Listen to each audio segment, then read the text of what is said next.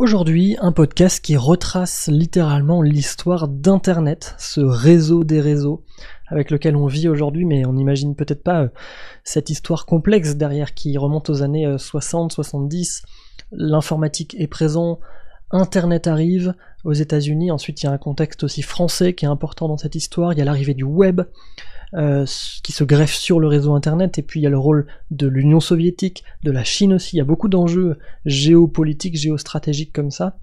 Et donc c'est une série de France Culture en 8 épisodes d'un quart d'heure qui s'appelle Une histoire de l'internet, et qui du coup balaye tous ces thèmes, voilà, politiques, techniques bien sûr, sociétaux, qu'est devenue cette utopie aujourd'hui d'internet, qui est présente dans toutes nos vies bien sûr. Donc allez écouter ça, cette série de France Culture que je vous recommande, passionnante, cette histoire d'internet vaste, complexe. Je pense qu'il faut l'entendre pour comprendre aussi un petit peu mieux le monde d'aujourd'hui.